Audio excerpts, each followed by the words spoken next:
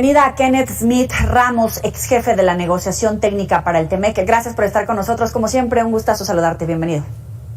Muy buenas noches, Jordi. Qué gusto estar contigo el día de hoy.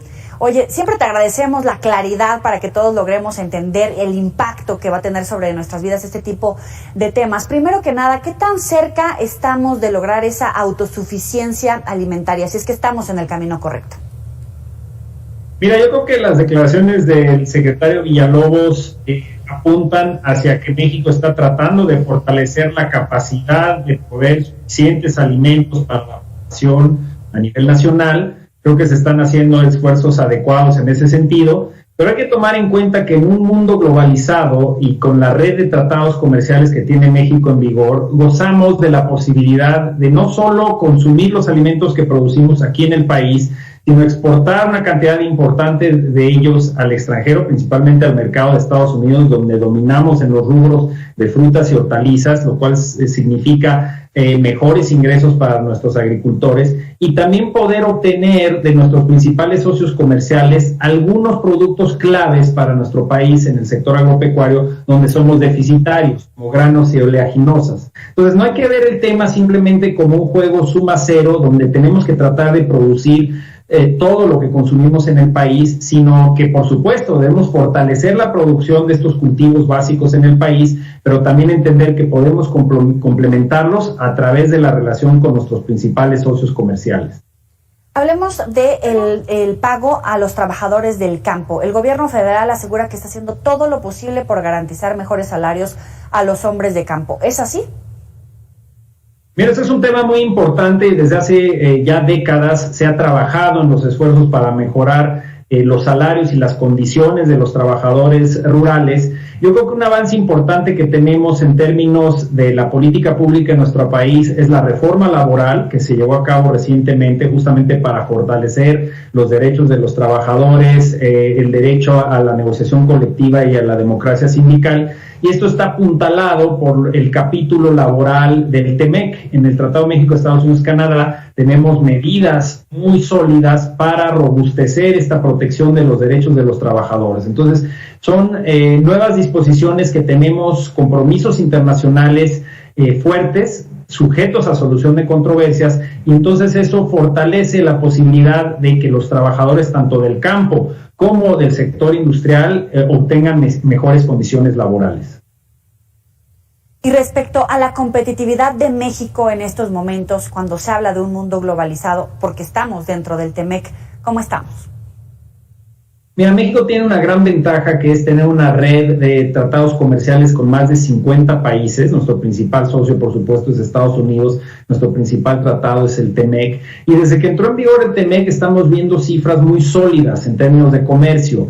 En términos del comercio México-Estados Unidos, estamos casi llegando a 600,000 millones de dólares en el año, que son cifras comparables a lo que teníamos en años anteriores, y esto debe crecer con el TEMEC. Y también estamos atrayendo flujos de inversión extranjera, no tanto como en sexenios anteriores, pero la inversión está fluyendo. La clave para seguir siendo competitivos es reducir el riesgo país, es decir, promover políticas públicas que atraigan inversión, que generen un ambiente de inversión predecible y transparente, y en ese sentido reducir los costos de producir en México. Entonces, hoy en día, como tú sabes, está el debate en torno a la reforma eléctrica, la propuesta de iniciativa de reforma constitucional, que a todas luces no solo violaría el TEMEC, como está redactado hoy en día, sino que también encarecería la energía en México, la electricidad, y eso afectaría los costos de todos los sectores productivos de nuestro país. Entonces, para seguir siendo competitivos no es suficiente tener los tratados de libre comercio, sino tenemos que también hacer la tarea a nivel doméstico, reducir los costos y no irnos, digamos, por iniciativas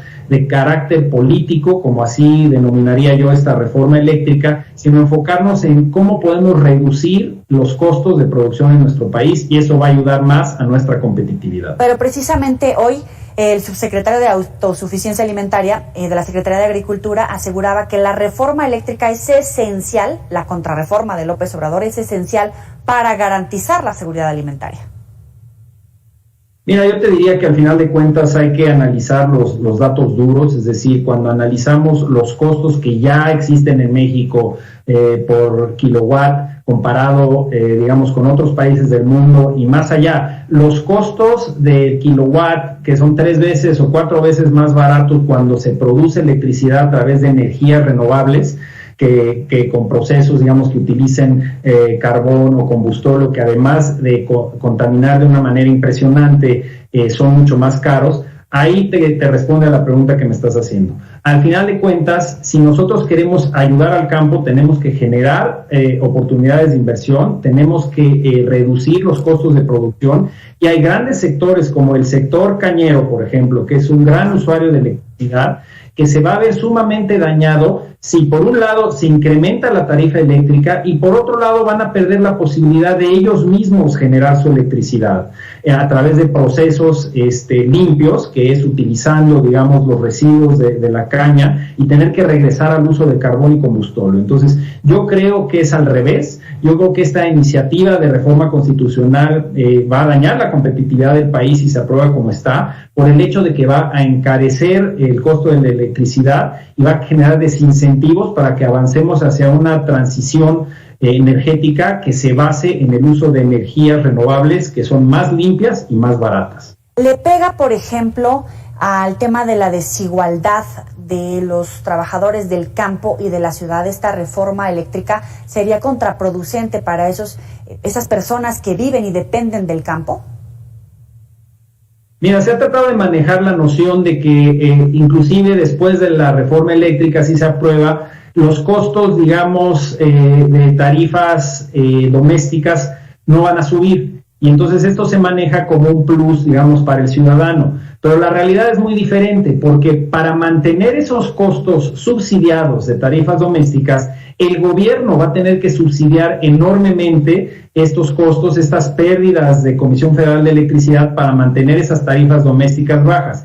¿Y de dónde crees que sale ese dinero? Ese dinero es del contribuyente. Al final de cuentas, los gastos de subsidios adicionales por pérdidas de Comisión Federal de Electricidad van a venir de las arcas del gobierno, que a su vez vienen del pago de los contribuyentes. Entonces hay un peso muy fuerte ahí en términos del costo para el ciudadano de esta reforma. Y por otro lado, en el sector productivo, es decir, todos los trabajadores del campo que trabajen en plantas procesadoras, ya sea de carne o digamos en la pizca de la fruta, el empaque, el transporte, todos estos sectores, si la electricidad sube en términos del costo, va a afectar al final de cuentas a los ingresos de los trabajadores. Entonces hay que verlo de una manera integral, algo que nos puede pegar a todos como ciudadanos, y buscar otras alternativas y no irnos por esta vía que busca a toda costa fortalecer un monopolio estatal que ya tuvo este control del sistema eléctrico hace décadas, y sabemos cómo acaba esa película. Acaba con apagones y con tarifas más altas. Entonces, para mí no es el camino a seguir. Para concluir, hay muchos expertos que aseguran que el argumento de garantizar la seguridad alimentaria de los países va en el sentido de ser proteccionistas y que de alguna manera contrasta o va en contravía del mundo globalizado, sobre todo para los países que estamos dentro de un tratado comercial como el TEMEC. ¿Es así o es lo opuesto? Mira, no necesariamente se trata de posturas proteccionistas. Ya si los gobiernos toman medidas para cerrar el acceso a ciertos sectores, pues ahí sí ya estaríamos hablando directamente de posturas proteccionistas. Hemos visto en ciertas áreas del gabinete, en la parte ambiental, digamos, en la parte de salud, posturas ideológicas en contra de la importación de productos, por ejemplo, genéticamente modificados o semilla, que es básica y muy importante para el sector algodonero. Tratar de imponer restricciones a las importaciones, al final de cuentas, es una situación donde el país va a perder.